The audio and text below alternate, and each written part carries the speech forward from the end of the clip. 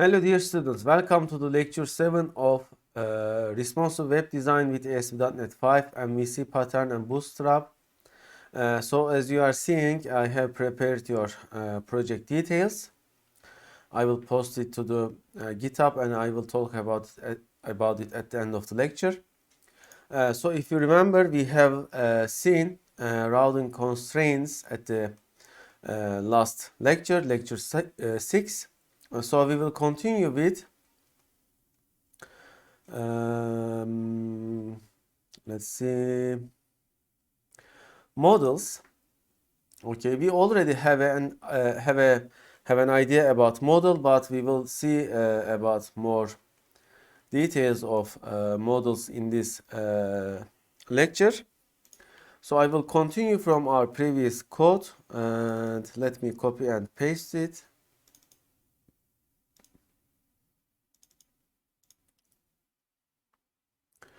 All right, let's open the project. If you are remembering at the previous lecture, lecture 6, we have composed a new project from scratch and no need to do it every time.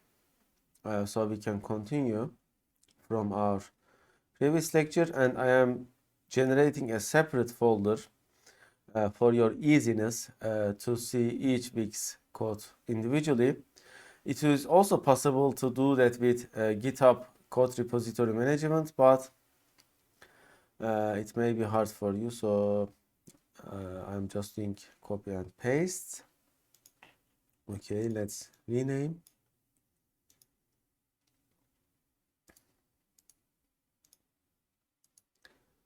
Okay, this is not renaming everything, but it is at least better than nothing.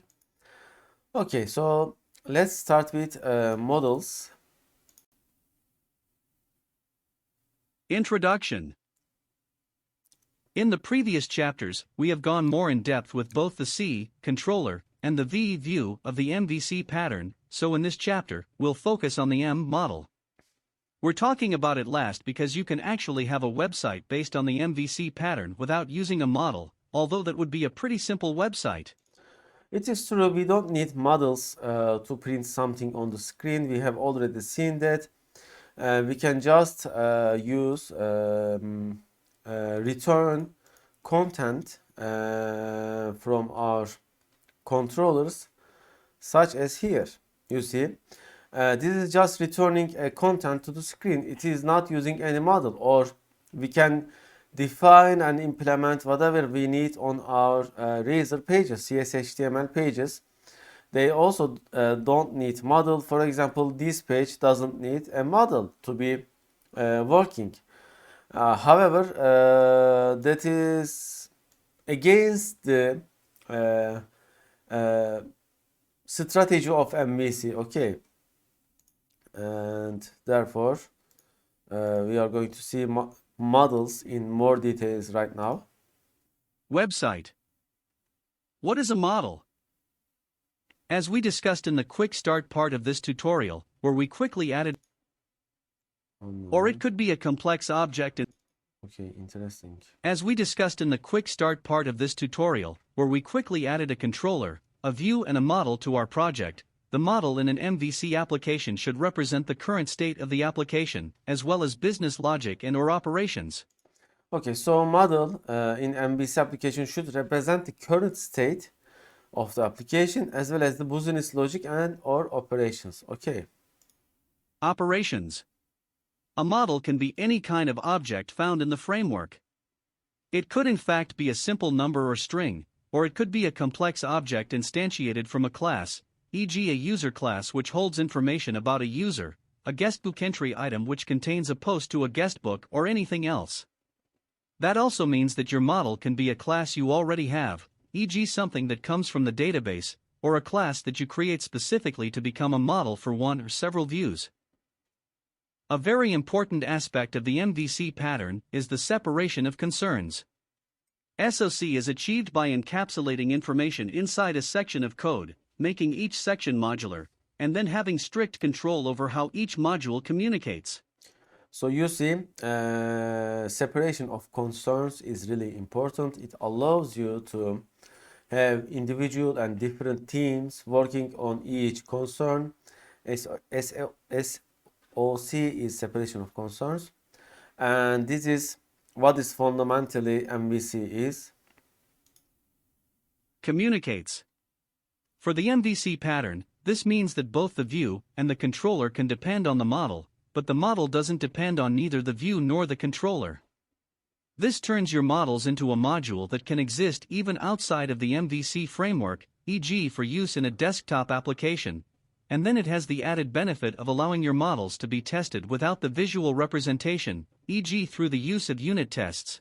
Okay, this is really important. So you see, with this approach, we can use our model in any other kind of application. For example, a desktop application, a mobile application, a server application, whatever you need, because it is separate from the view or the controller.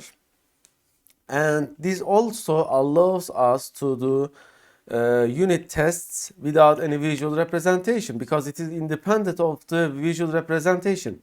The visual representation may depend on the model, but model does not have to depend on anything. Okay.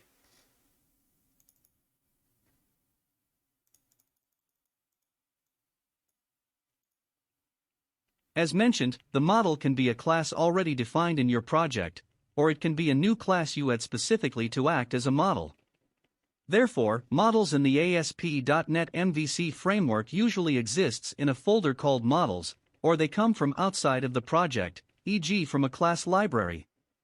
A model doesn't have to inherit from a specific base class, or anything like that. They are truly just regular .NET classes. There are a couple of ways to enrich your model classes with MVC-related information though, but we'll discuss that later. Summary. The model in an MVC application should represent the current state of the application, as well as business logic and/or operations. In the upcoming articles of this chapter, we'll dig deeper into the more advanced, model-related subjects. Okay, let's continue. Okay, so view models. View models. We have already worked with models multiple times in this tutorial, but if you look around in other material about ASP.NET MVC, or just the MVC pattern in general, you may notice that something called a view model is often mentioned. But what's the difference between a model and a view model? Actually, whenever you pass a model to a view, it's considered a view model because it's used by the view. In other words, there doesn't have to be a difference. You can use your models as view models interchangeably. There are, however, a lot of situations where you may want to create a specific view model for a specific view. This can be to extend or simplify an existing model, or because you want to represent something in a view that's not already covered by one of your models. View models are often placed in their own directory in your project, called view models. Again, this is just a convention, and since view models are just regular .NET classes, you are free to place them wherever you want to, but it often makes sense to follow these conventions. Some people also prefer to postfix the name of the class with the word view model, e.g. address view model or edit user view model. So When to use a so we can put our view models in a folder, call it as view models, and we can name them as ending with a view model, such as edit user view model. However, view models are also regular .NET classes. Okay, let's continue. When to use a view model. Here are a couple of situations where you could benefit from a view model. To represent something in a view that's not already contained by an existing model, when you pass a model to a view, you are free to pass e.g. a string or another simple type, but if you want to pass multiple values, it might make more sense to create a simple view model to hold the data, like this one. Okay, so address view model, it has two properties. Okay, so what is the difference between this? Let's continue. To access the data of multiple models from the same view. This is relevant in a lot of situations, e.g. when you want to create a form where you can edit the data of multiple models at the same time. You could then create a view model like this. Okay, so you see there is a fundamental difference. Normally we are able to pass only single model to our view. But what if we want to pass multiple models to our view? Then you see there is a parent view model which includes objects of different models. For example, like this. You see model 1 type, model 1, model 2 type. Okay. To simplify an existing model, imagine that you have a huge class with information about a user. Perhaps even sensitive information like passwords. When you want to expose this information to a view, it can be beneficiary to only expose the parts of it you actually need. For instance, you may have a small widget showing that the user is logged in, which username they have, and for how long they have been logged in. So instead of passing your entire user model, you can pass in a much leaner view model, designed specifically for this purpose. Okay. So this is just a view model. Let's continue. To extend an existing model with data only relevant to the view, on the other hand, sometimes your model contains less information than what you need in your view. An example of this could be that you want some convenience properties or methods which are only relevant to the view, and not your model in general, like in this example where we extend a user model, called WebUser, with a login duration property calculated from the last login datetime property already found on the WebUser class. Okay. From there on, there are two ways of doing things. You can either extend this class, inherit from it, or add a property for the WebUser instance on the view model. Okay, so public class user info view model, it includes web user and then additional parameter like this. Okay, and there is also extended version like this. Both works. Okay, there is nothing new in this part of the tutorial. It is same as before, whatever we have seen so far. Okay, let's continue. Okay, then model binding. Model binding. Communication between a client, usually a browser, and the web server is very simple. Strings are passed back and forth, because the client doesn't have any understanding of your fancy dot. Okay, before moving to that, I want to check something. So let's open Google. View model versus model in ASP.NET MVC. Let's see if there are any differences. Because it already looks like exactly same.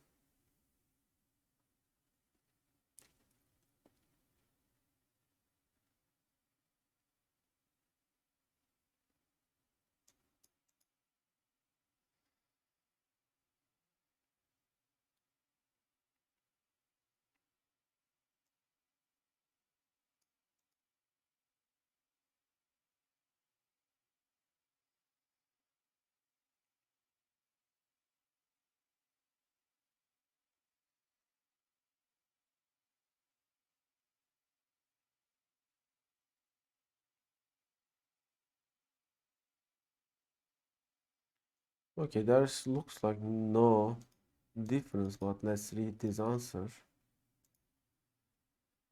Serves as a data binder between. Okay, why it started from there? In the simplest of terms, I like to think of the following. Model strictly looks and feels like your data model. For all intents and purposes, it is only a class representation of your data model. It has no knowledge of your view or any elements within your view. That said, it should not contain any attribute decorators, i.e., required, length, etc., that you would use for your view.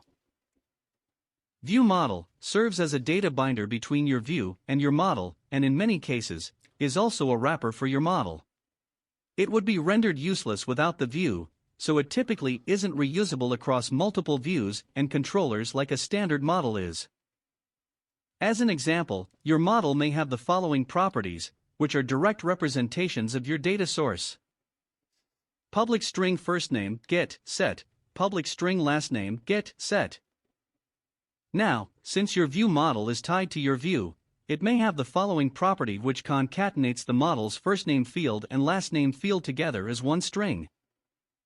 Display, name equals customer name, public string customer full name, get, return string, format, 0, 1, my model.first name, my model.last name. Okay, so you see, view model simply uses the model itself and um, formats it in a special way that particular view will use. Okay, that's all. What is it about? There is nothing fancier about it. Okay, so it is just a usage approach. Okay, let's continue with our model binding from beginning.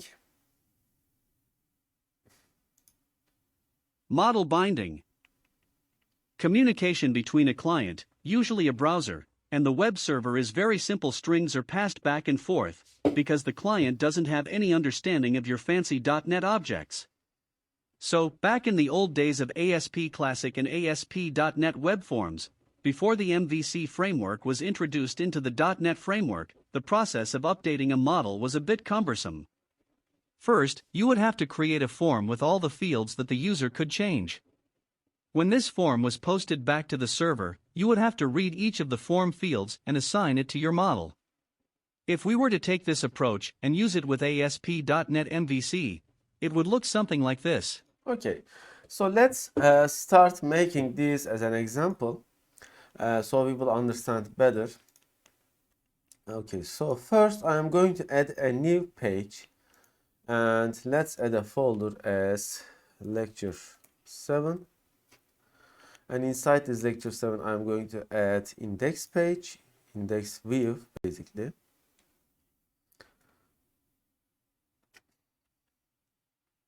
Okay, index. We can give any name to this. Okay.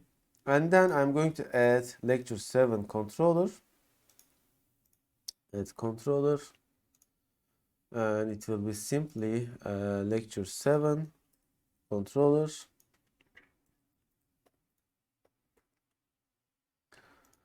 Okay. So in our view, let's print lecture 7 view. And let's set our startup default page to lecture 7.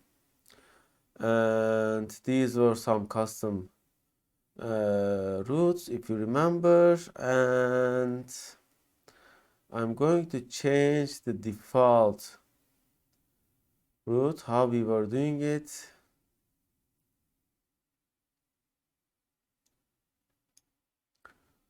Okay, I think we were doing it from here. Okay, endpoints.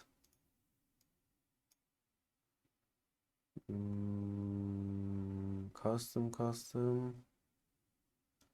Yeah, maybe here, if I edit here, default, and by default it will look for lecture 7. Nothing new. Control name will be lecture 7. Okay, action will be index. Yes. And it will route, map route.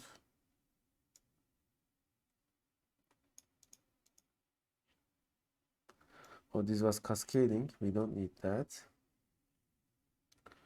I wonder if we will this add as a default. But let's try.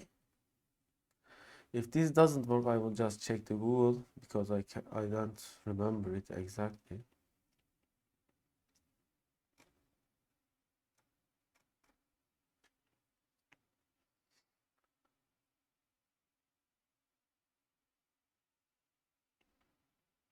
So this will go to the lecture 7 controller with action index, which means it will call index ch HTML.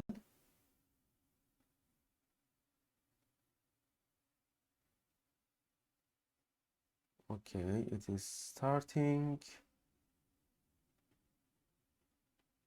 Meanwhile, let's look for other method.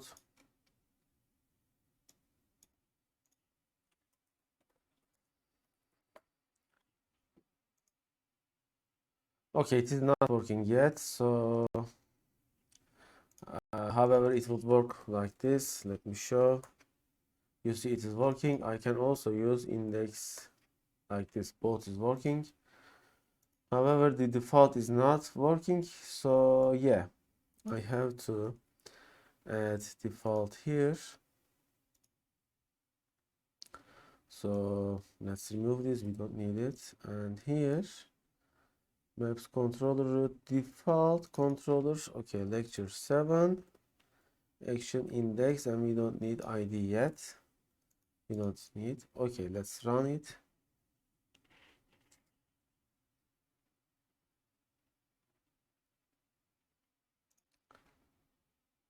Okay, and it should work by default right now.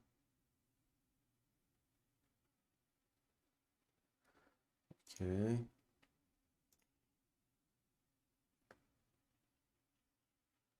Okay, lecture 7 is now our default root, and we can continue. So you see, we are going to generate a post, and it will post some values to our model dot first name, last name, and name. These are the default values, by the way. So let's do it. So this is a simple model which includes first name and last name. Okay, so let's add our models as lecture 7 here. I will just add a simple class, and I will call it as lecture 7. Okay, and here I am going to have two parameters, string. It will be sr first name and prop string sr last name. And where am I going to use this model? I'm going to use it in my index as, okay, at model equal to,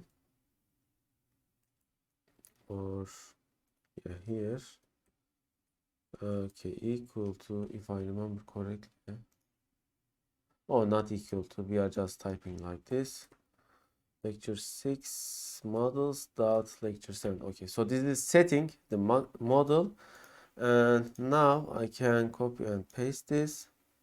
So it is writing a form. Let's write it ourselves. So form, you see it's a code snippet. When I type double tap, it will generate it like this. So the action will be posting to our controller, which is lecture 7 index. Okay, so this is a posting URL, and then we will set the method as, we can set it as post or get. We are going to set it as post, and now we are going to set some parameters to post.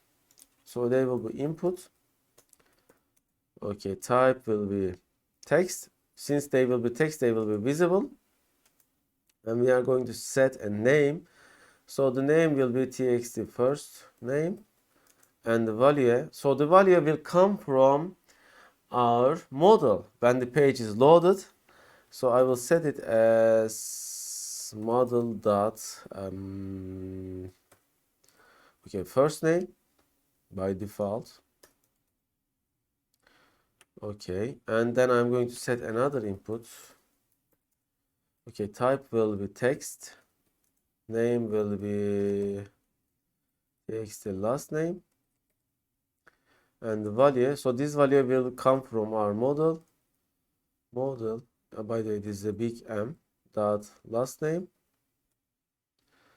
Okay, this is not needed. And finally, we will have form submit. So it will be type submit input, type submit.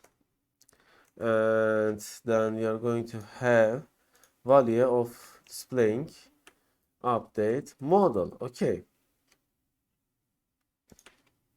all right, and it is ready.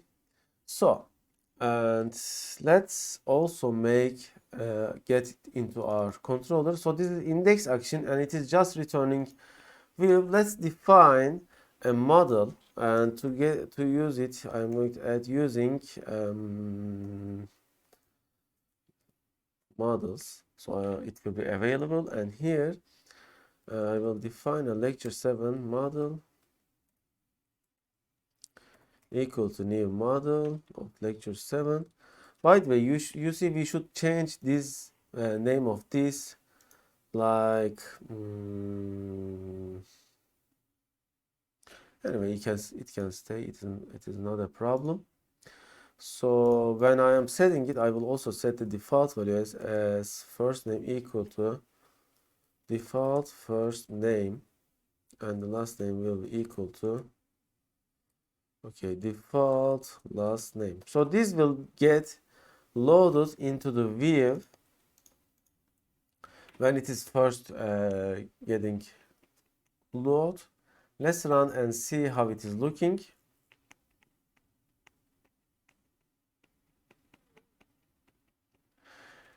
Assume that you are loading some data from database, and then you are allowing user to update that data. Currently this is index action, but it doesn't get any parameters. Then I will going to add a post action as well for updating. You see default first name and default last name and update model here. So let's add an update model thing. By the way,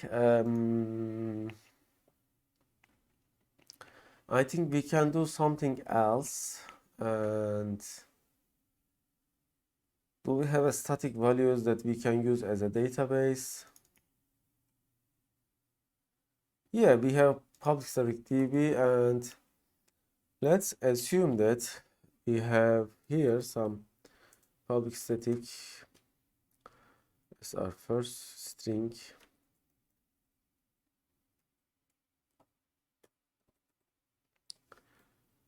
Or maybe we can start using database in really. Yeah, let's do it. So I will use entity framework in this lecture for as a methodology of updating and doing database operations. If you don't know how entity framework works, I am teaching that in the advanced programming. You can watch advanced programming lecture 5, 6, 7, and you will understand it. Okay, let's open the SQL Server Management Studio.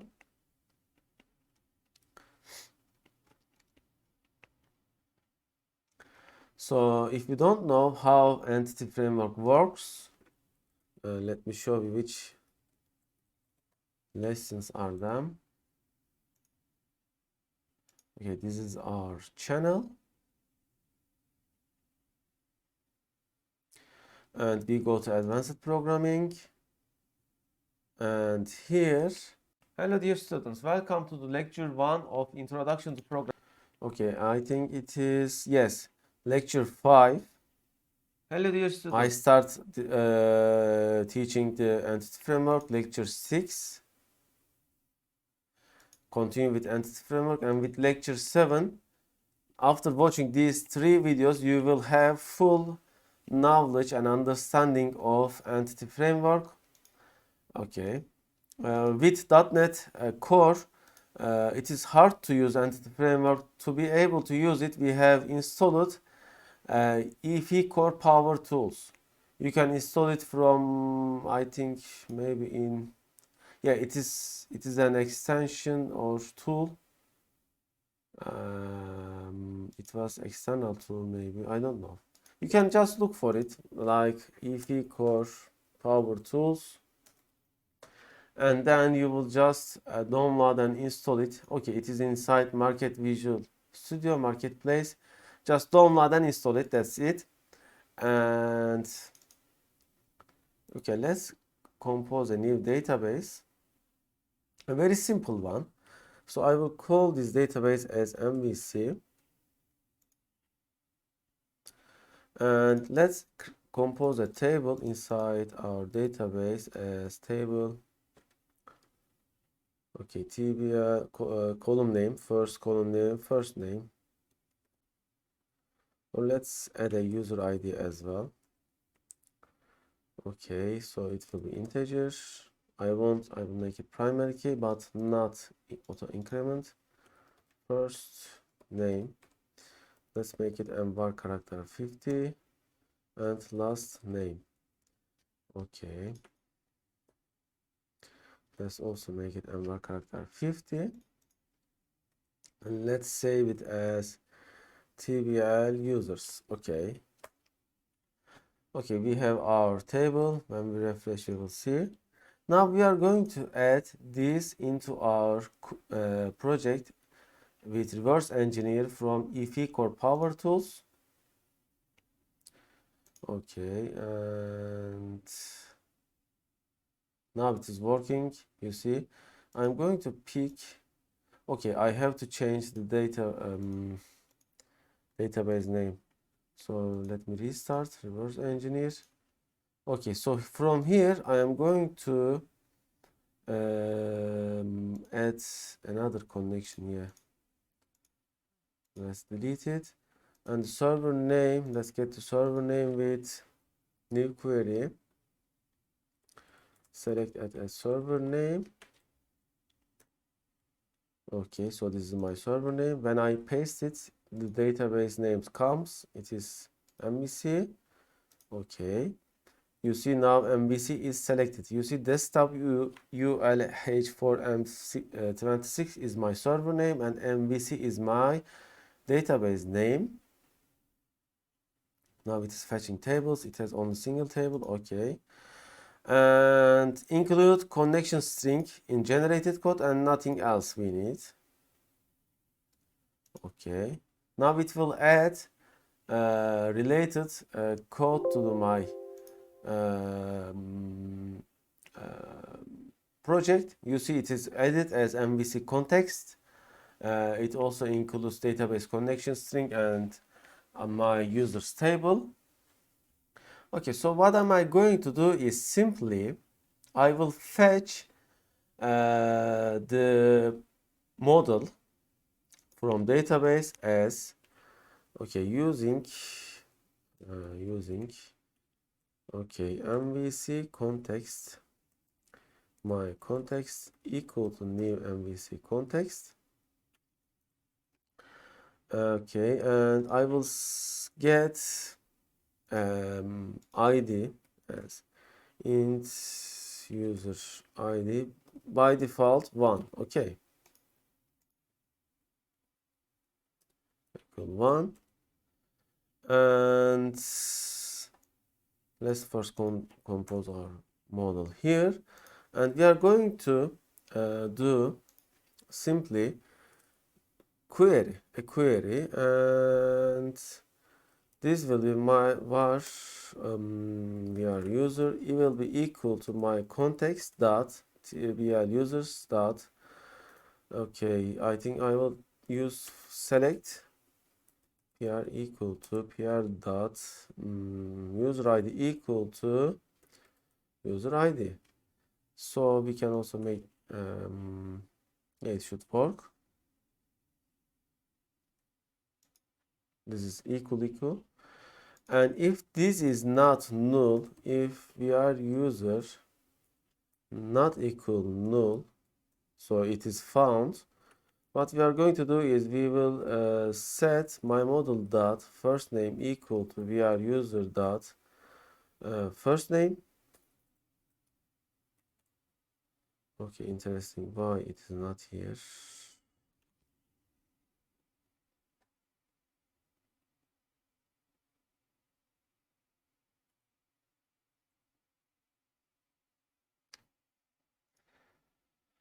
This is returning TBL user type.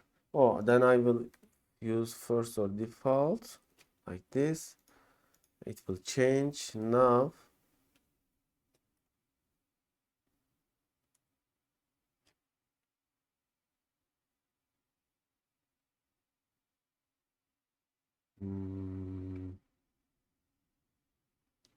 Maybe not select but where. Where is more proper? Yeah. Select and where makes difference. Now. Okay, now it is here. First name and my model dot last name will be equal to VR user dot last name. And now I am going to write update. But let's run our application and see what we are seeing on the screen. You should always develop your application step by step and be sure that it is working before you are progressing to next step. This will help you tremendously.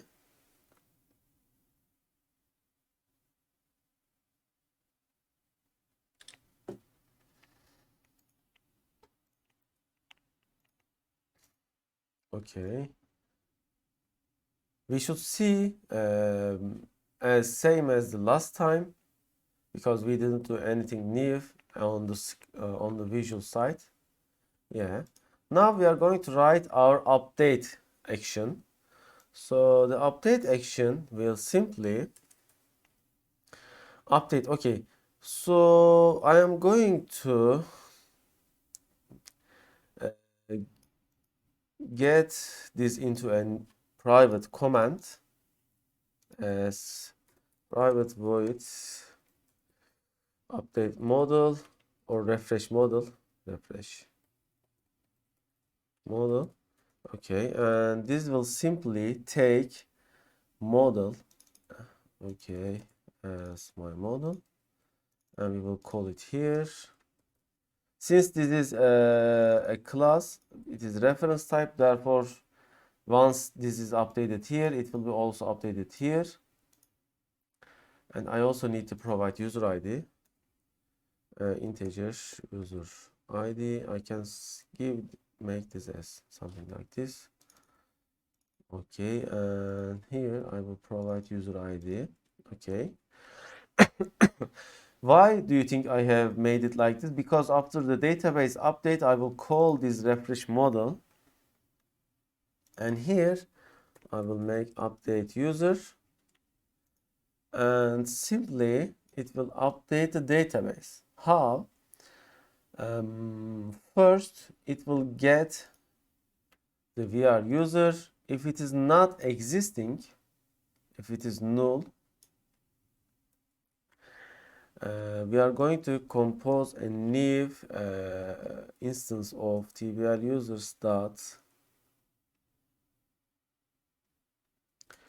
my user equal to new TBL users, and here we will set the values as first name will be.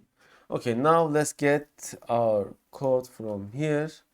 So we will be getting request form. Okay. So on the request form, since this is a post action result, we are going to use the same name of our, let's close this, index HTML of lecture 7. You see these are getting confused, therefore I am going to change this index as lecture 7 index. I can give any custom name I want, so it will be better readable. And since I have made this change, I am going to change this as to, no, not here, here. I'm going to return view with the name of the view as like this. And then, okay, so in lecture 7 index.html, this is the name of the posted parameter. Okay, let's get this into our controller. Yeah, and this will be the first name and this will be the last name. Also, we will get user ID from here, so it will be, the user ID will be equal to this one. And then we will add this into the context. Add my user. Okay, and then actually we don't even need this. Okay, because it will just update it after we add it to context and save changes. I am not sure. I am not sure if this will work for updates. This will work for the first time for sure, but for other things we will see, and we will not return anything, but we will just call this iAction result. Basically, we will call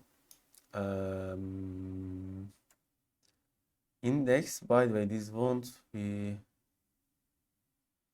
iAction result public void. This can be just a public void. Yeah.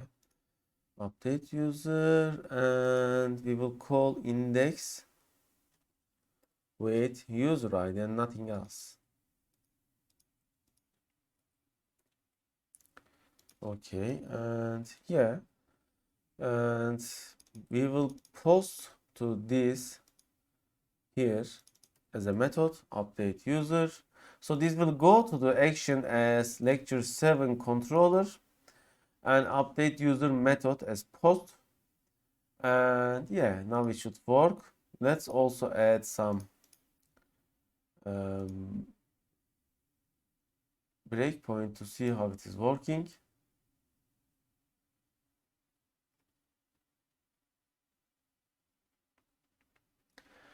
At the first time, I am sure it worked, but for updates, this may not work.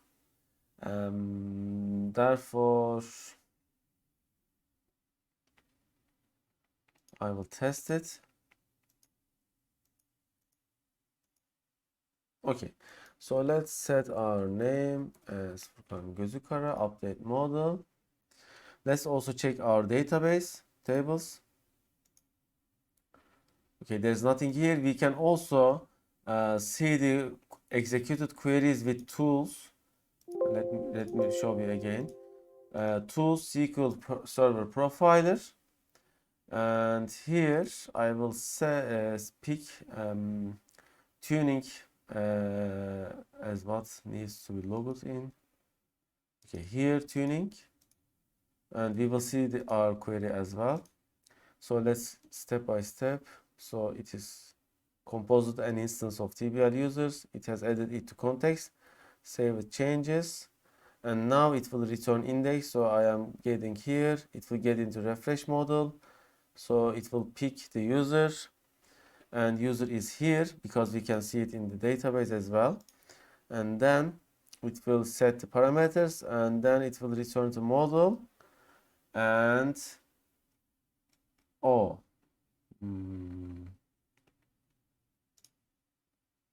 interesting. So we have returned view, but this page is not refreshed. Why? Because the URL has changed it into update user.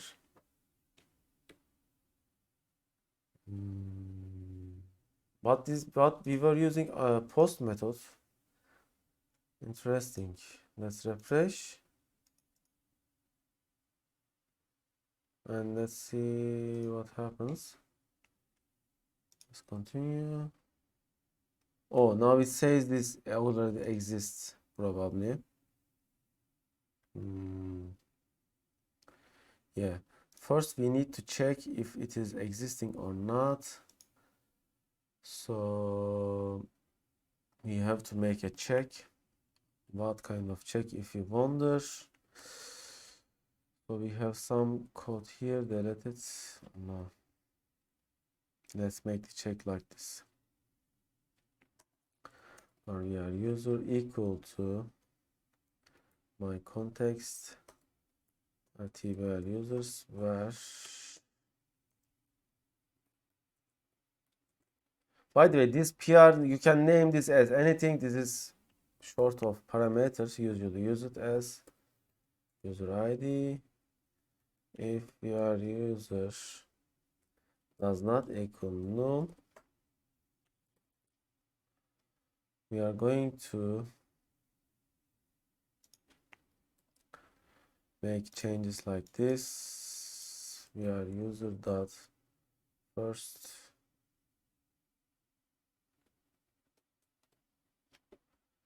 Okay, also first or default, or let's say first, not default. Okay, first name equal to my user dot first name, and last name equal to my user dot last name. Okay, and else it will be my context at user, like this, and changes. Now it should work. However, this post action changed our URL, yeah, because it is not asynchronous. And let's run the application to see how we can make a redirect or not change of the URL.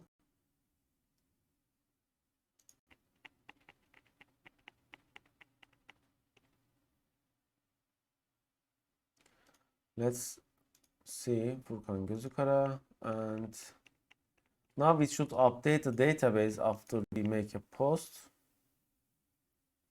We can also see it in the, okay, you see now select user command executed, values have come as Furkan Gözükara, and test, I will make it test Gözükara. It is updated, and yes, you see test Gözükara. However, it didn't return back to our previous URL. So let's check it out.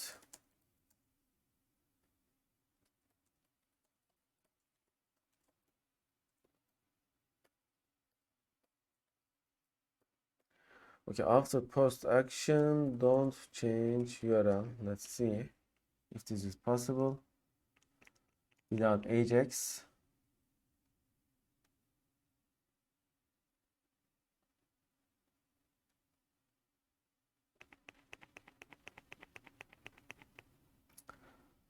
Interesting. Return view index. You have to, but we are already doing that. We are already returning in view here.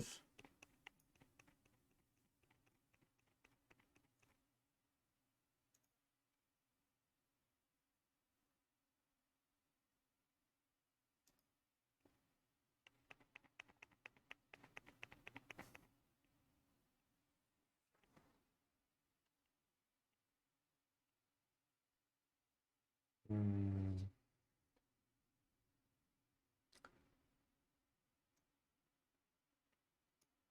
Okay, we need redirect action probably.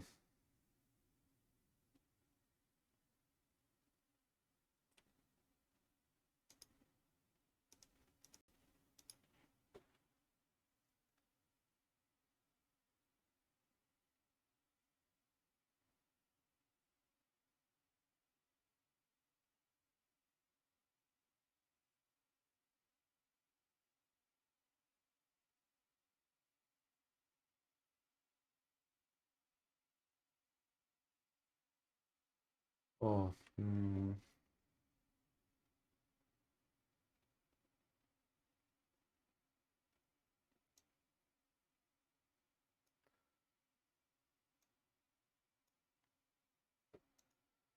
so yeah, I think I know the reason. Let's try it. So we will make this as iAction result, and it will just simply return with like this and see what happens. So this iAction result makes a change, I think.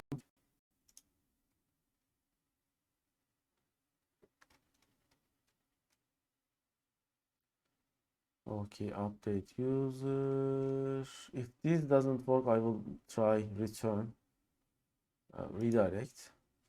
Okay, let's make this as test version 2. Okay, now we have no model, therefore we are getting an error. I see. Because simply it has returned to view but without index action. So I also have to define action. Yeah.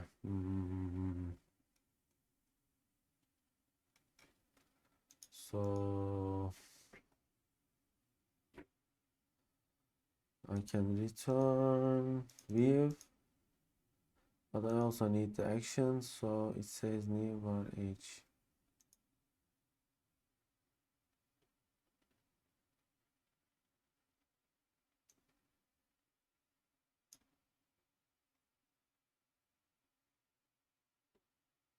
Redirect option,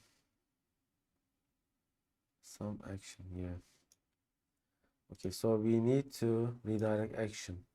Return redirect to action, and it will be index action. Okay, simply like this. Let's retry. So after the post, it will update and redirect the action.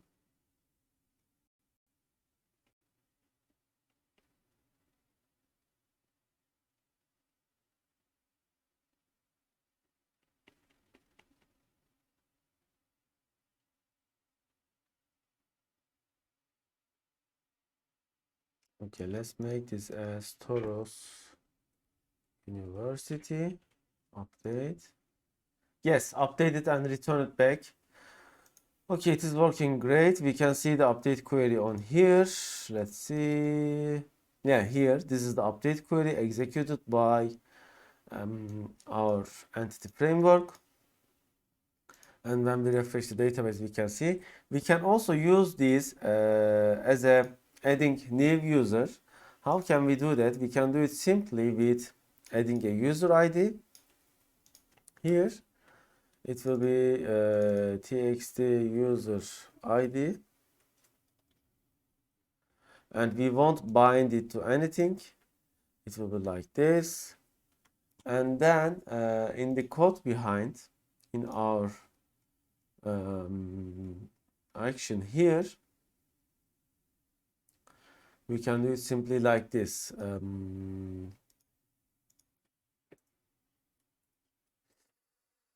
Okay, in 32, try parse. Okay, request form txt user ID and out will be equal to user ID. By the way, we need to first test for this to be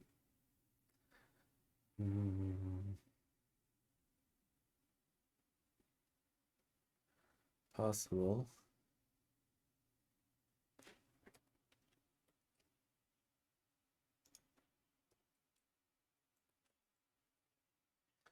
If this is successful, we will change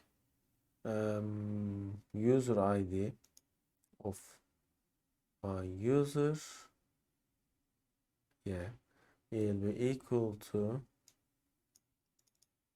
user ID again.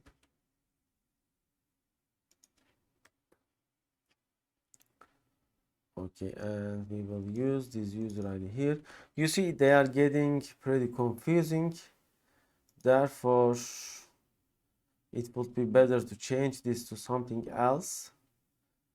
But yeah, now it's working fine. Maybe we can make this as lowercase, whatever we want. And now, of course, we would be needed to change them like this.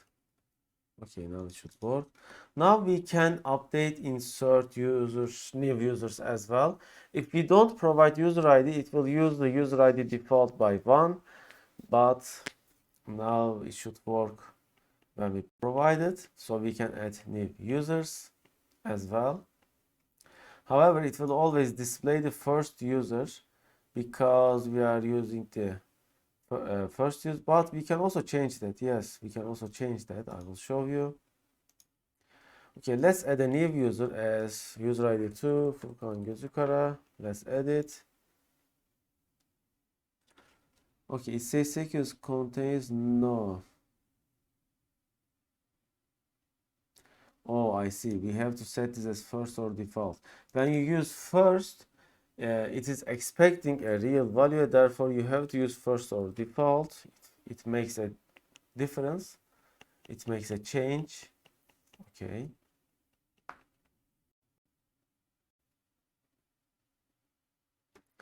Let's also check our database. Currently nothing else.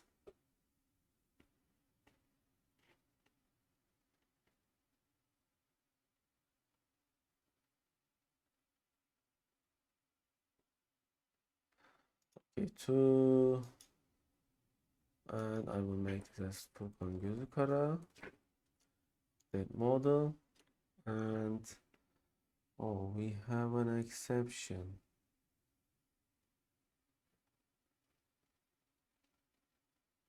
Connection reset. Why? Why we have this error?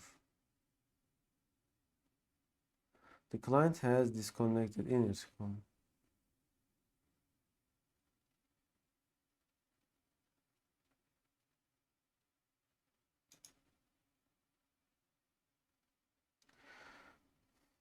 This is so weird. Why we got this error? I think this was related to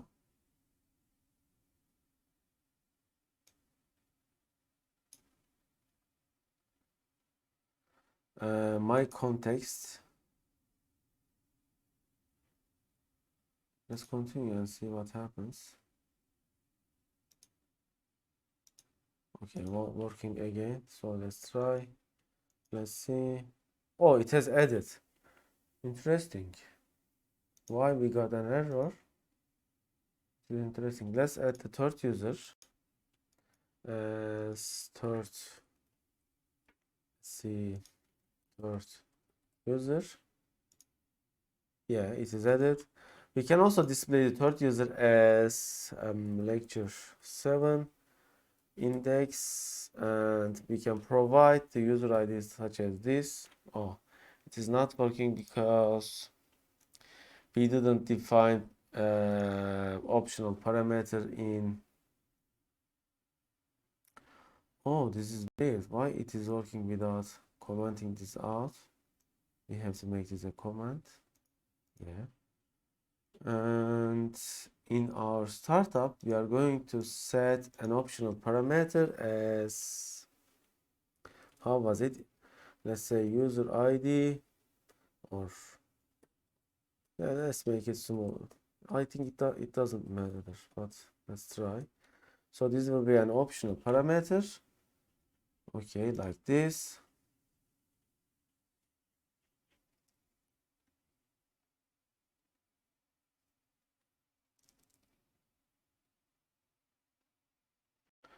Oh, we were putting it here, not there. Yeah, we have put it in correct place. So this will be, I think, controller action.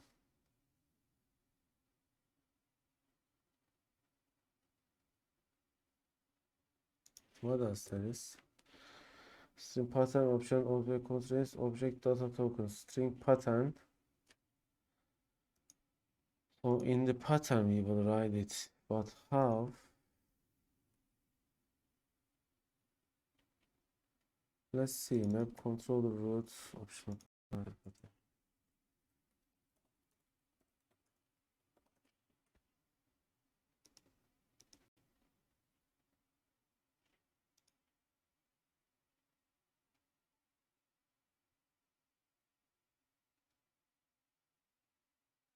Yeah, it was like this, yeah.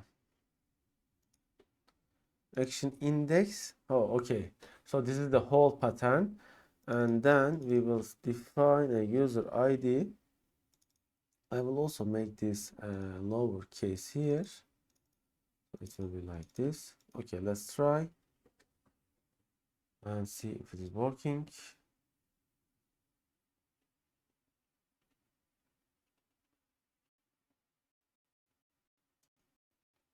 We can see every query being executed here. These are related to MS SQL itself, and this is done by our application.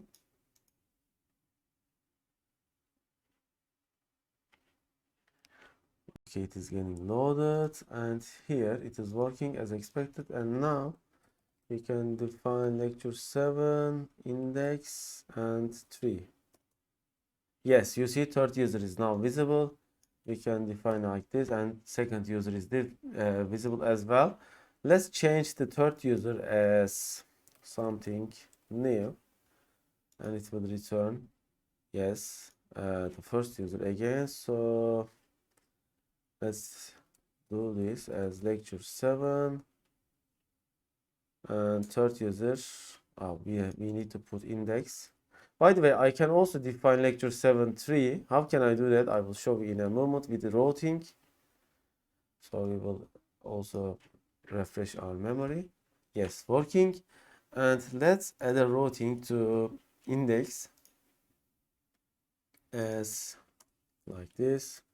Okay, routing or route, and here the template will be lecture 7, and now we will add an optional parameter as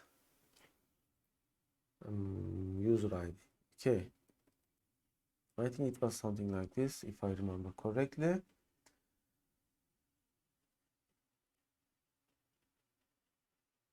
So this will be lecture and not 7, we have forgotten 7. Lecture and user ID. Let's try it. If it has a conflict of route, it will probably throw an error. Okay, so this didn't work.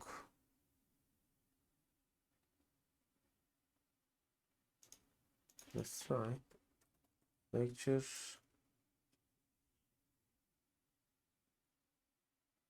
Yeah, lecture is working, and this way it is working as well, but this is broken default URL. Why? Probably routes are conflicting with the startup, perhaps. So some probably catch all routes is being conflicted, but we can do as lecture and 3, and it is working. Okay, let's add to our shortcut for now.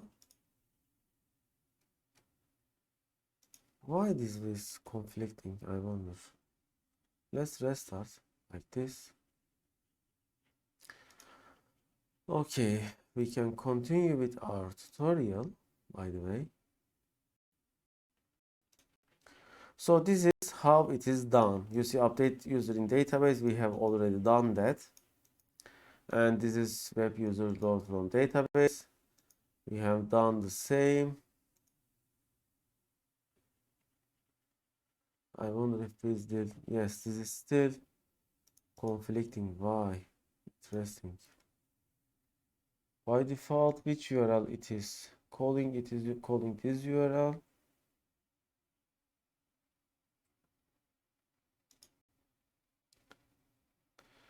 What if we change it here? What happens? I will just try something.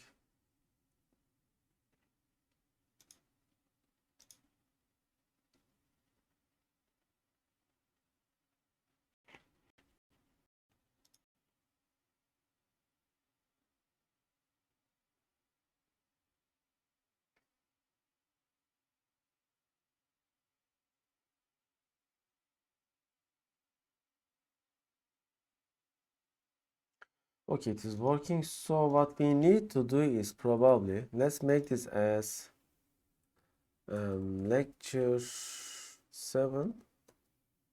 Okay, so this is the root, and I am going to change default root as well, so it will be lecture 7 and action index.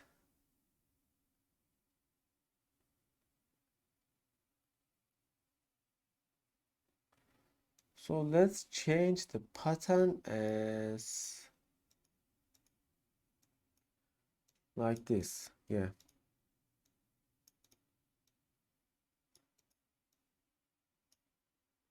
I think now it should work. Let's try it. So this is the same as our root in the controller.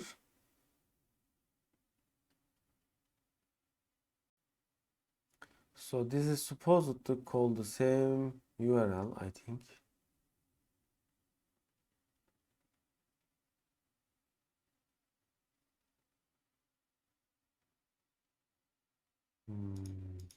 Yes. Okay, it is not working this way as well, but it should work like this. Okay, one moment.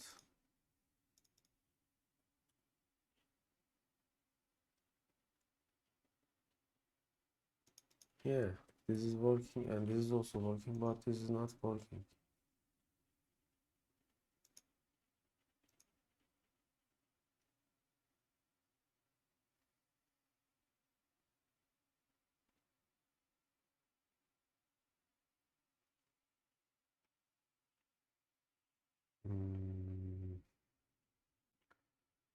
Interesting.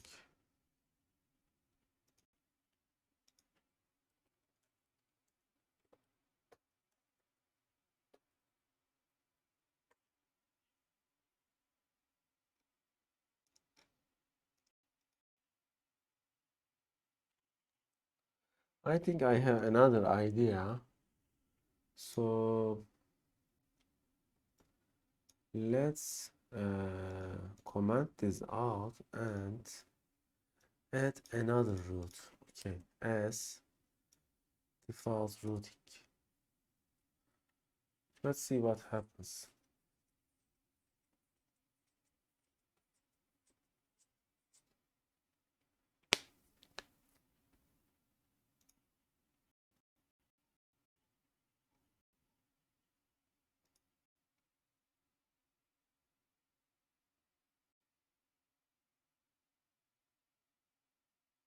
Hmm.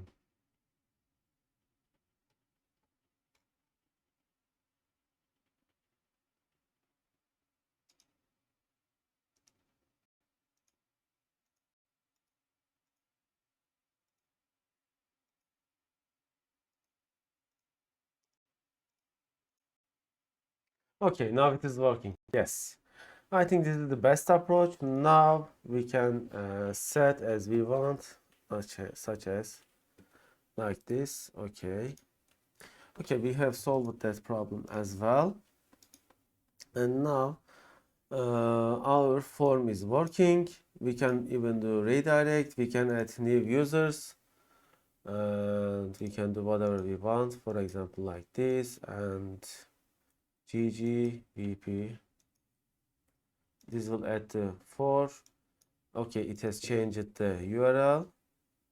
And we can also make like this and it will work as well. After update, we can also return to same page, and it will simply require updating model and returning it. So how can we do that? We can do it with, I think I will change this refresh model to this lecture 7 refresh model. It won't take a model, therefore, and simply it will compose a model, and my model will be equal to this.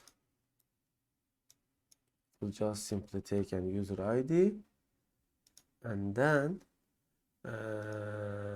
private lecture 7 refresh model, it will return our model like this.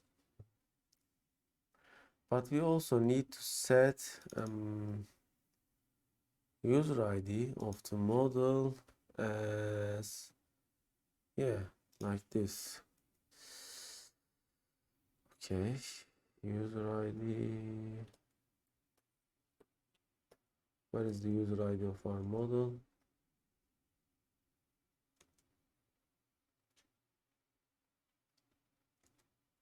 Interesting. Why we can see the user ID? Let's just copy paste from here. Oh, this is different model. Yeah, there is no user ID here. I was confused. And after update user, I will just make this like this, and I will just return and view index action like this. I will just get the model like here. And let's see how will it behave.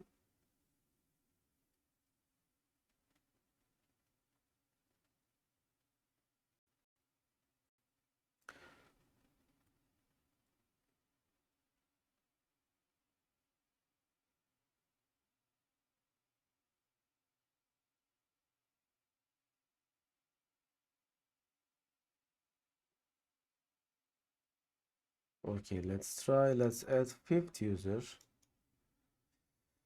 Okay, test v5. Okay, it has returned the model with Toros University, which is the first ID, and the URL is same. So URL didn't change, and here it is. So we can also refresh model with the new user ID as well. Yeah, we need to use this user ID, I think. Oh, it is interesting.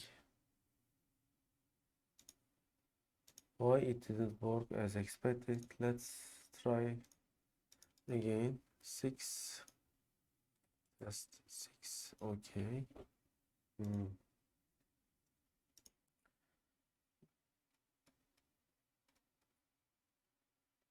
Okay, this is weird. Let's try again.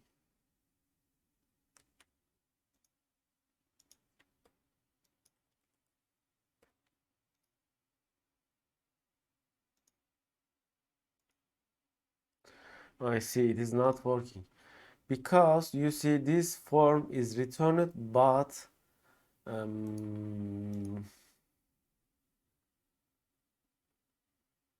it is calling lecture 7 update user.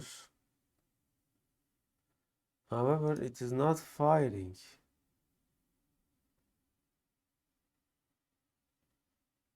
And why might it be?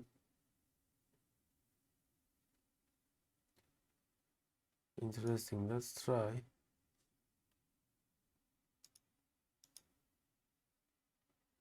Okay, so this is called probably post action lecture 7 update user.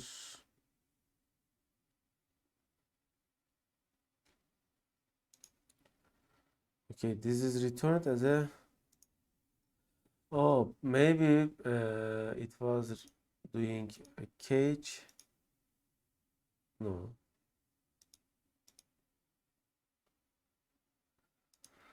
Okay, why update user is not being called? Let's try. Yeah. Lecture 7 user ID optional. Maybe this is overriding other thing. Yeah, probably we need to set this get only. Let's add some restriction to routing, We have seen that in routing. Where is it? Here, routing constraints, and it will be get restriction.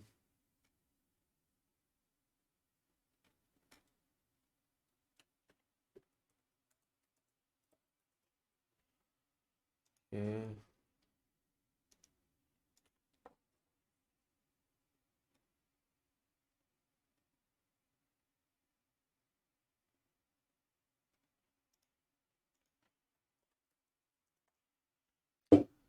Controller.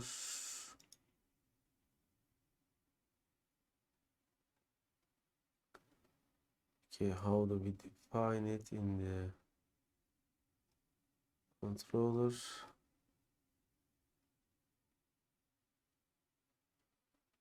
Okay, here HTTP post. I action results, so we will make this as HTTP get. Okay, and this one will be HTTP post. Okay, so let's restart and see the reason why it is working. Not probably, well, this was overriding our post action. You see, you have to be careful with how you define the route. Okay, since this is optional, I think it was catching always this one. Okay, let's add. Okay, we got an error. Why?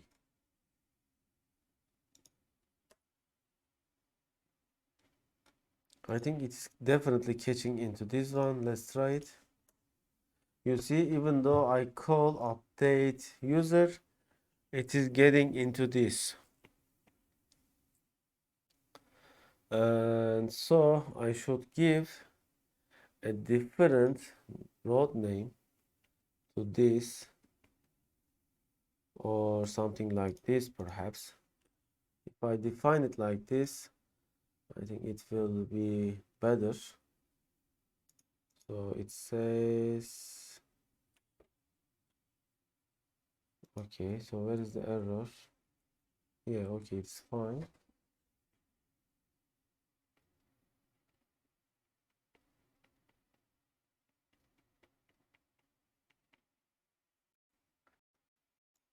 Okay, there's HTTP post, update user, lecture 7, yeah.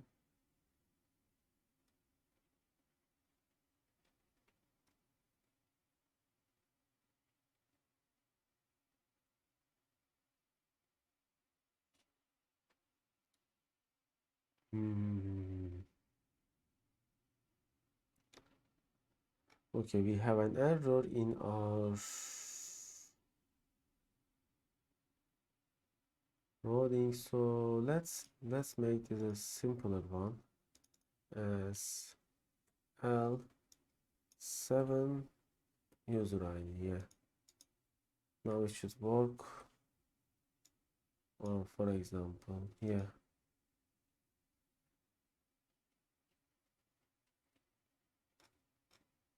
Maybe we can also add a routing to this, yeah. But then we need to define routing order. Okay, I know I have to fix it. So this will be lecture 7, but we will have a route order as, where is the order? It was inside here probably. Okay, order will be, okay, 2, and this will have another order as lecture 7 update user, like here. Okay, this is the URL that we are going to post, and this will have order 1. Now it should work. Yes, you see, when they are conflicting, you have to set orders. And in the previous lecture, even though we have seen this, until you try to solve a problem, it won't get into your mind permanently. So as you try to solve problems, you will understand that code or whatever you are working with. Okay, now it is working, and it will return model view. Yes, it has returned to our model. Let's try 7 test GG. Yes, you see it has returned update user 7 this time. And when we check it, it is here. Let's add another one. 88 GG VP. Okay, it will also return this one. Yes, it has returned that one. And when we get, yes, it's here. Okay, everything working. I will take a pause for a moment. Okay, let's continue with the tutorial. So this is regular forms and with the regular ASP.NET. Now we are going to see the beauty of ASP.NET MVC. A manually constructed form, which will post the values to a method, which will then read the values and assign it to an object. All very basic and old school. However, with ASP.NET MVC, the concept of model binding was introduced. It allows your views to use information from the model to generate, e.g., a form for editing the model, but even more helpful, that allows the receiving method on the controller to treat the posted values as an object of the model's type, instead of forcing you to read strings from the form.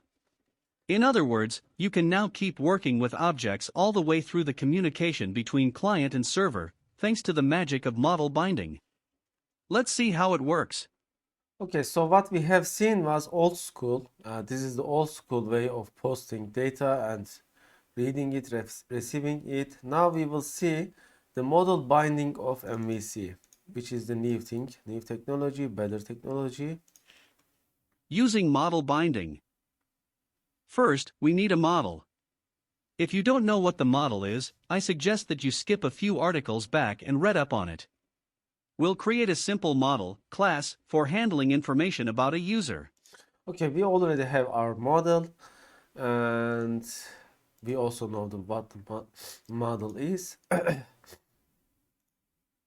In our controller, we can now pass an instance of this class to the view. In a real-world application, we would probably get the web user object from a database, but to keep things simple, we just generate a new one for this demonstration. Okay, so all right, this is a sample thing. Let's add another page for model binding, and so that we won't get confused.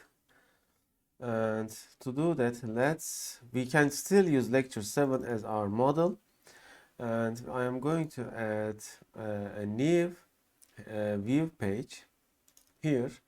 I will call it as binding example or just binding. Okay, binding CSHTML, and let's add a controller for binding. Okay, binding controller. All right, and it will return binding, but it wouldn't return binding because binding is under lecture 7. We have to take it under binding if we want to return. So let's add a folder as binding, and let's move this into the binding. Okay, so I will make binding as the default route, binding CSHTML. And oh, I don't even need to change that actually. Let's continue.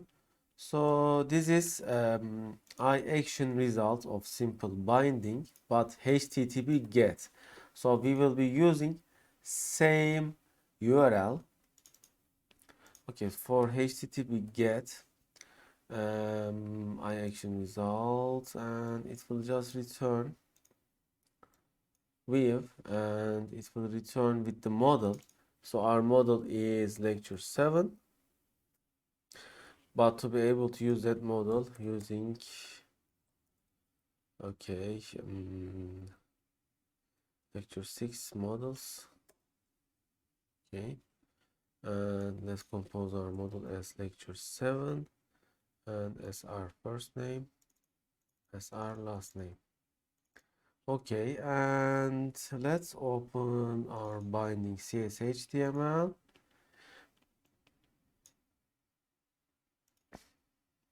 By letting our view know what kind of model it can expect, with the @model directive, we can now use various helper methods, more about those later, to help with the generation of a form.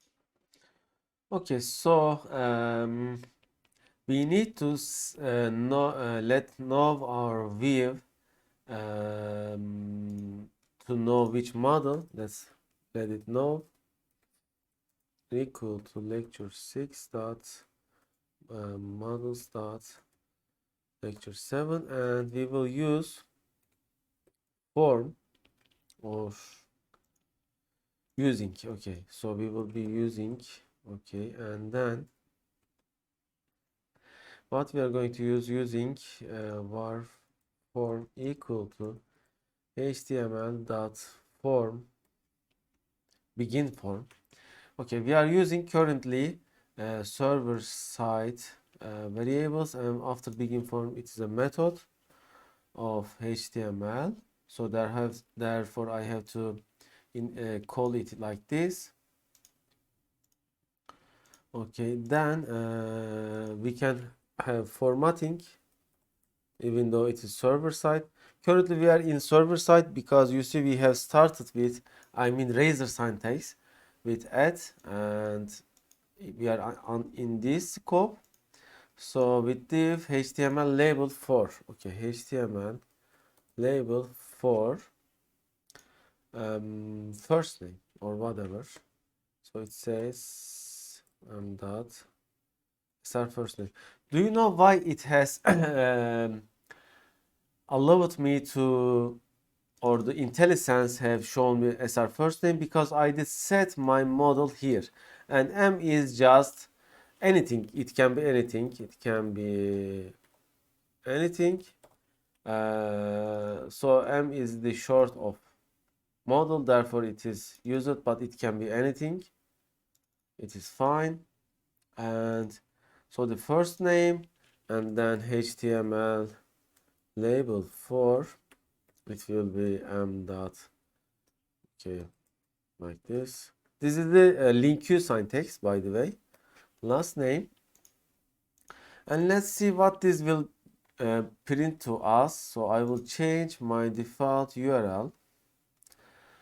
Okay, and how am I going to do that? In the home controller of lecture 7, I am going to move this into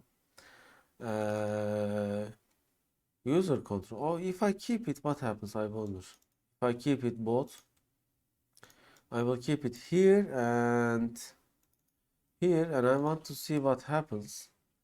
They are conflicting, but one of them will probably work first.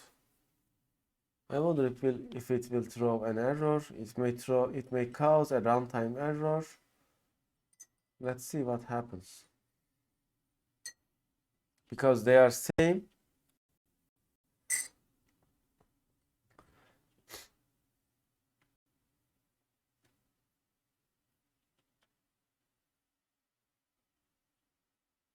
Okay. Yeah. It says ambiguous action exception because they are both being matched, and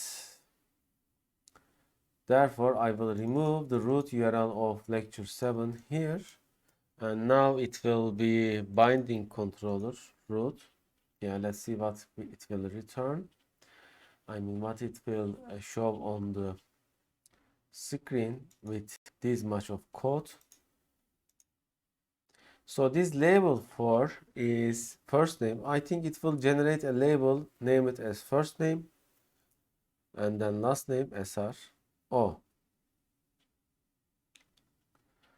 okay, I know the reason, because we have used a different naming. Therefore, we need to return with the name of it. Okay, the name will be binding like this.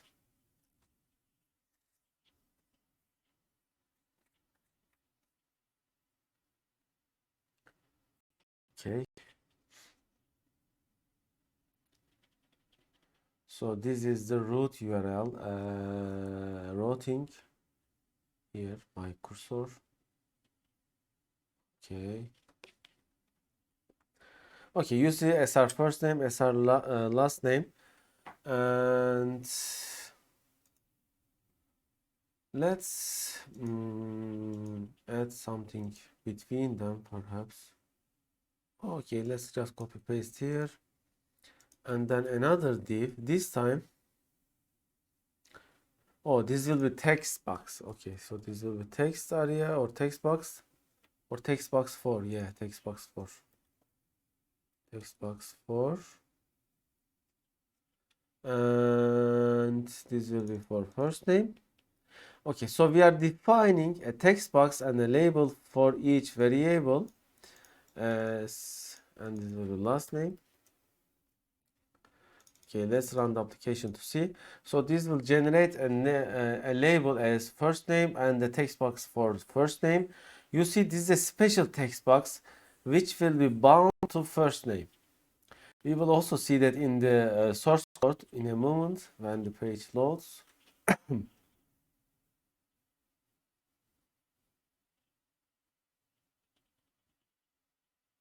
Okay, so the first name, John, it is coming from my model.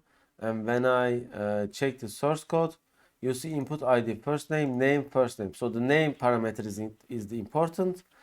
And it is named as the parameter name here. Okay, let's continue. And then input type submit. So the result will be very generic looking form, but with labels and text boxes designated to host properties of your model. Yes, same. Okay. And then let's continue by default. Let's read it by the here.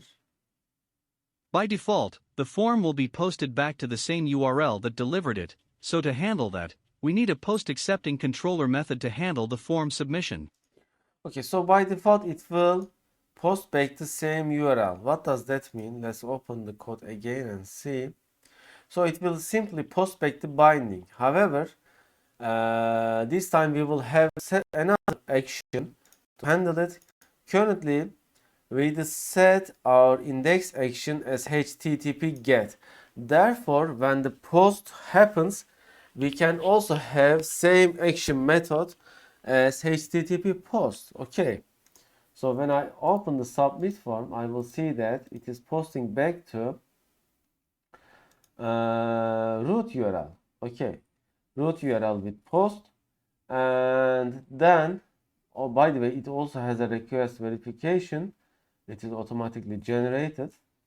And now I am going to compose same index action with HTTP post. Okay, HTTP post. Okay, and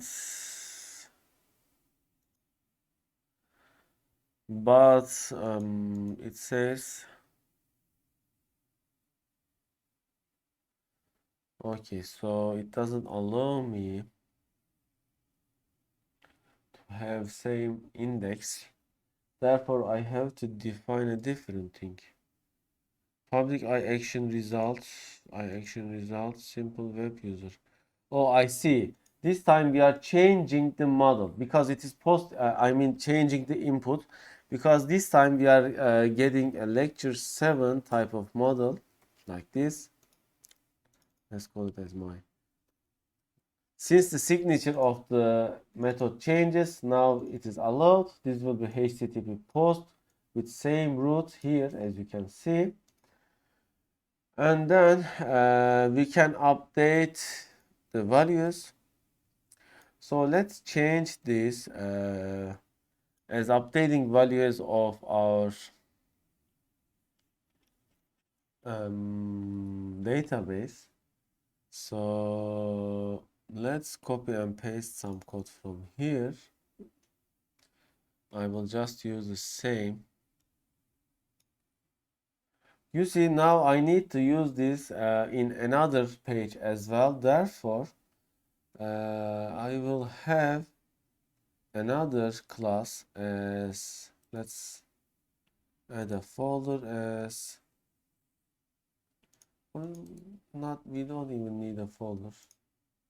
Let's delete this and then add just a class as, name it as, okay, public or global methods. Okay, this will be a public static class, therefore no need to initialize. And inside this, I will take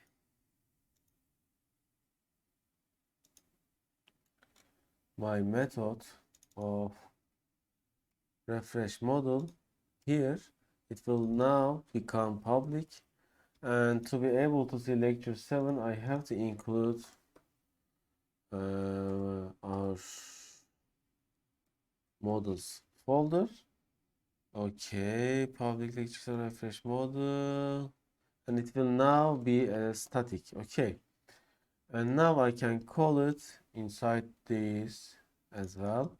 So it will be called by global methods like this, and here.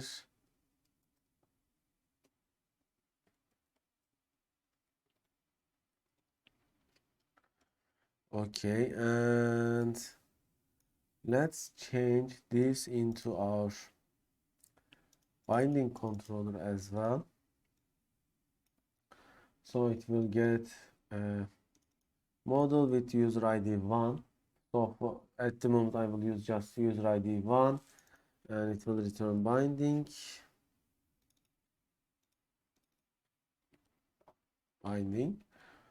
And then same. Okay, after post, I will update the database. How am I gonna do that? Simply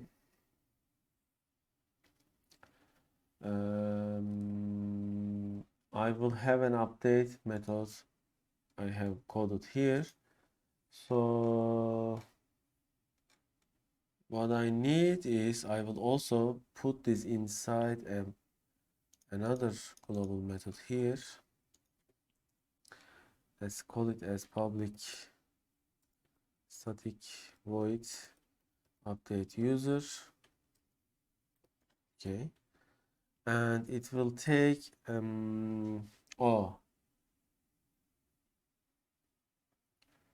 it will take it need to take a model. So it won't be like this exactly. Let's take this back to here. Okay, this method will take a model, I mean an object of user, like this lecture 7 dot my user. Okay, and okay, so why it, oh, this will be TBL users type, yeah, TBL users type my user. Yeah, now it is working. And we will call this method inside here as well. Okay, global methods dot update user dot my user. Okay, now it should work. We are going to apply same. Apply same. How we gonna do that? We are going to do it like, let's do it here. So in our new, okay, here, and instead of request form, now we can use my model dot. It will come from our postback since we are doing a binding. First name and okay, this will be, you see we are not using any more request.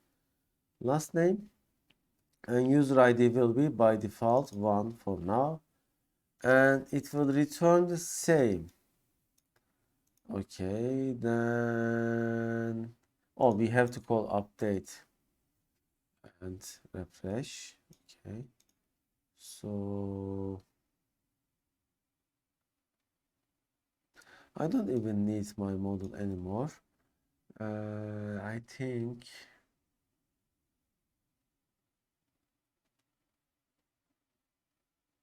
I need to call global methods dot update user and provide my user.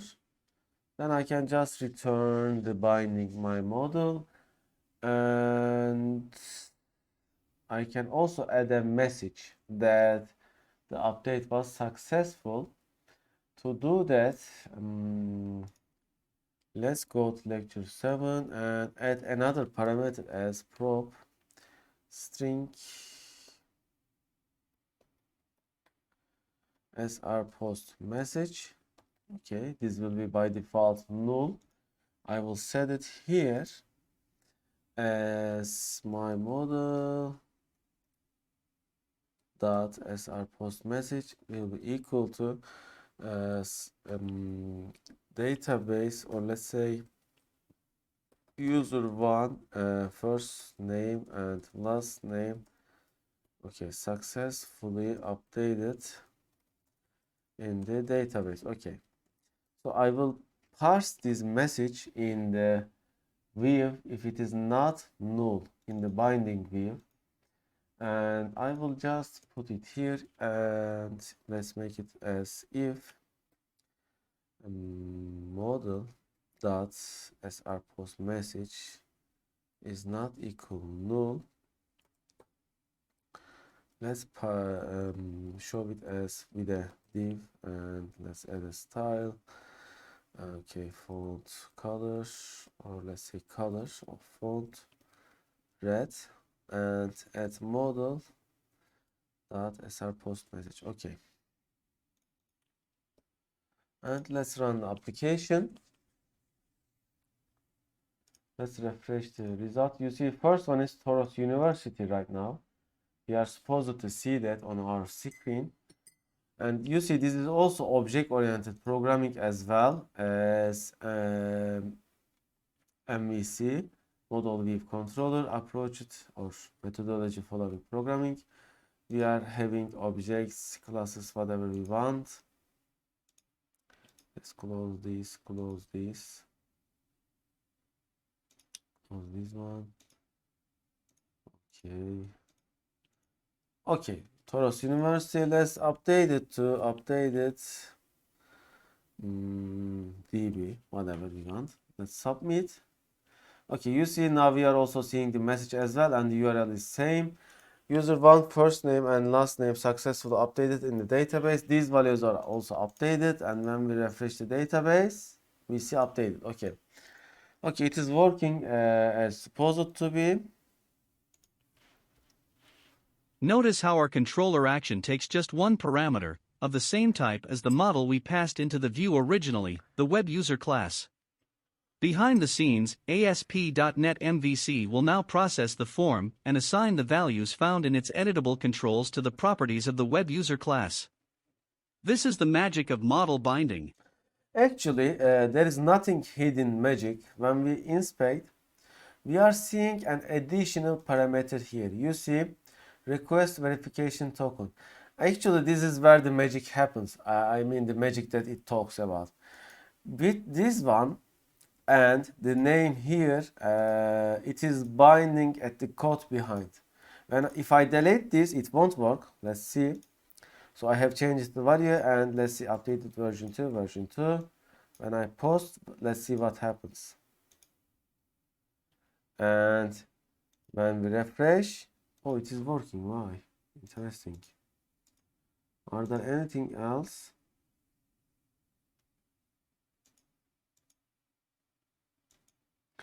Probably it is reading these values here. So even deleting this probably won't change anything. v4, submit. Let's try. Yeah, working. So Okay, so what is this doing? Interesting. However, if I change the names here, I am sure that it won't work anymore. Let's make them as like this. And let's make V6. Submit. Yes, now we are having an error. Okay, it says an error occurred. Why occurred? Because these values are now null. Okay, and refresh. I will. Oh, when refresh, it did a repost back. And let's me try something else. I won't delete the verification, but just change the names. And let's see what happens now. Okay, same.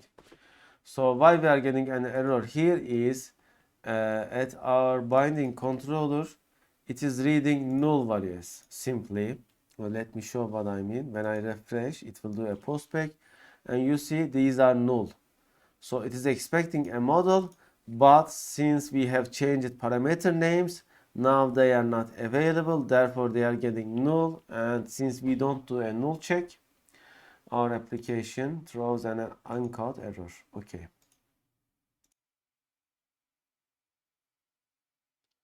All right. So as a summary, Summary. Thanks to model binding, you can maintain relations between your models and your views much easier. In this article, we only scratched the surface, though there are a lot more possibilities with model binding, as you'll discover in some of the upcoming articles. okay. So I think today's lesson was great and sufficient for up to now. So I think we can end it. But before ending it, let's take our notes of lecture 7 context. Then I will a little bit talk about the final project. So in lecture 7, what we have seen,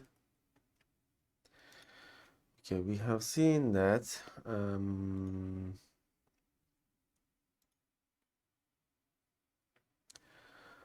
okay,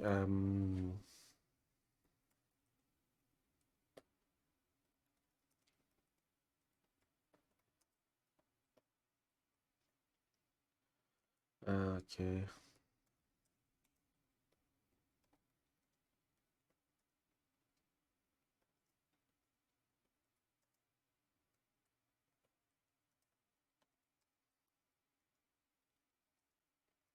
operations, how to do routing. Okay, let's say how to do old school style form action postback ASP.NET VC core. Okay, to update insert database with form action using okay.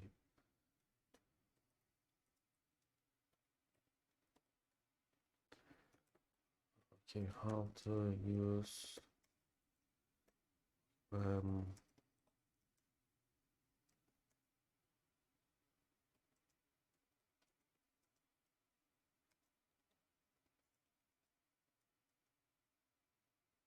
let's say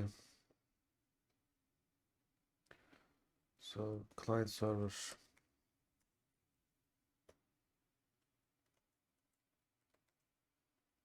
communication with postback. Okay.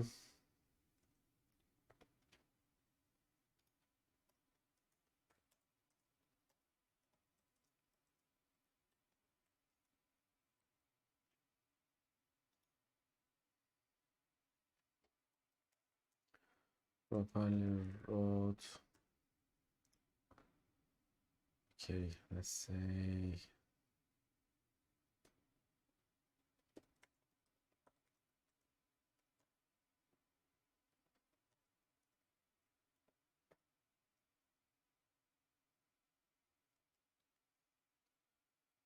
s-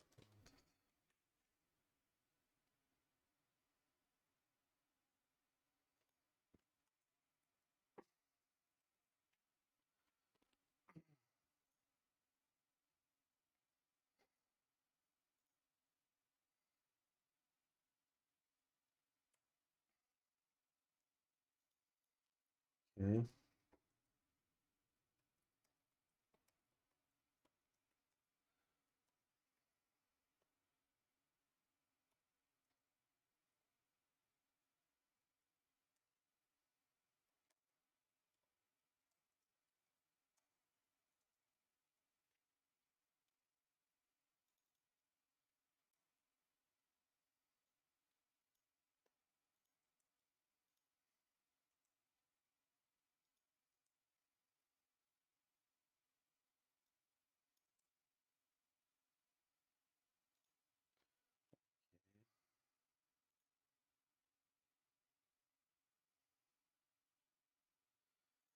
Okay, I think this is enough.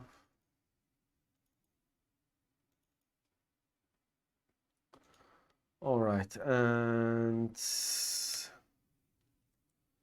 sequels, or let's say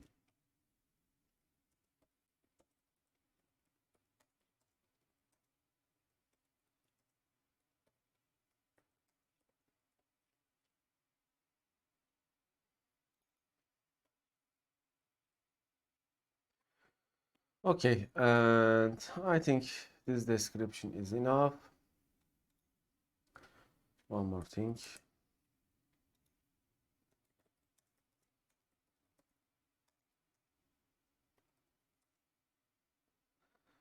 Hmm,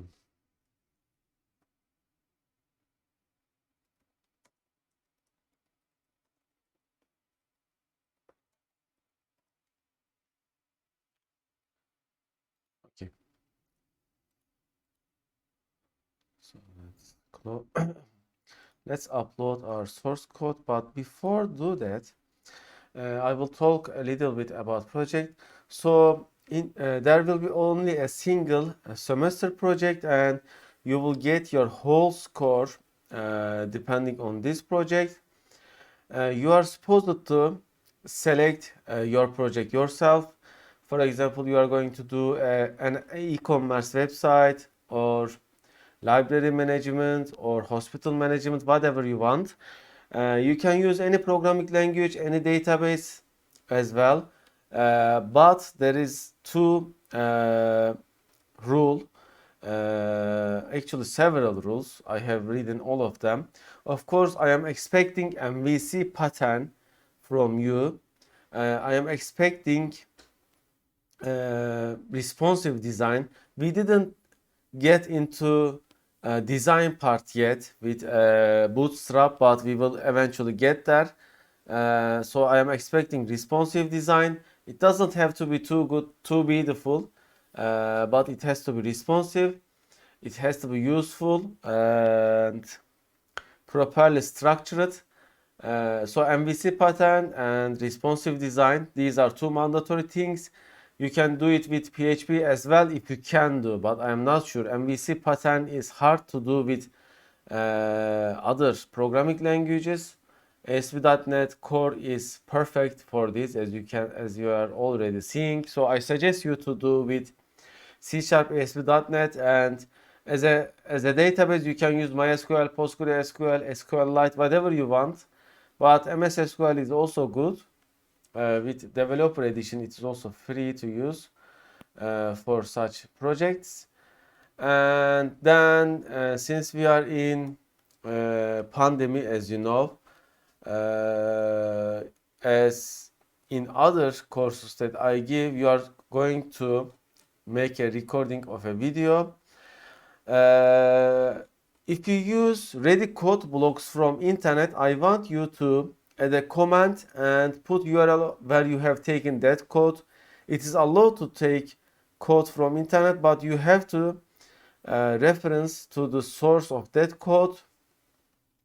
Also, I want you to add enough synthetic data into your database to demonstrate the features of your application, whatever it be. For example, if you are doing a library management system, then you should have hundreds of books with different categories and such.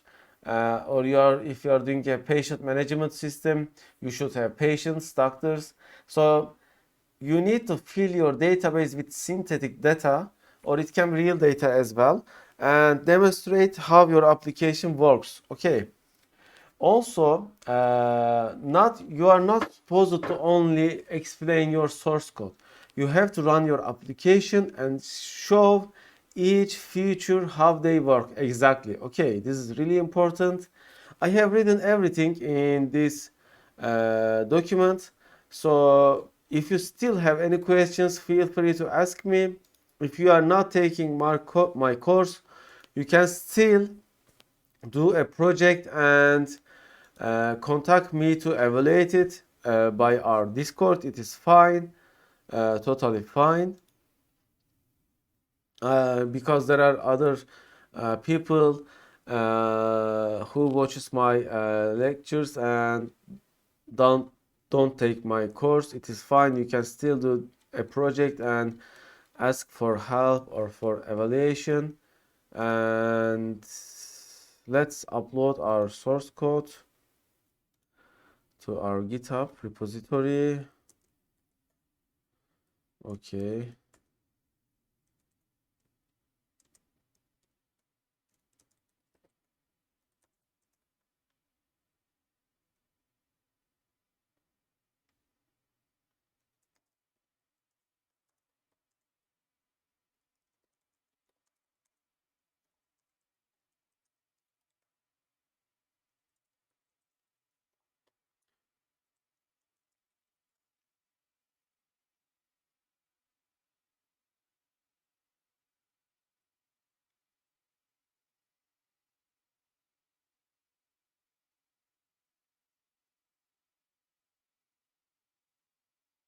You should also use a code management when you are doing your project, such as GitHub.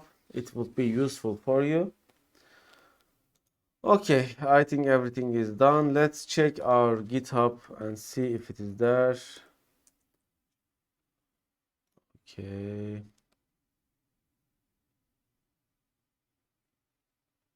We will continue from data annotations hopefully next week.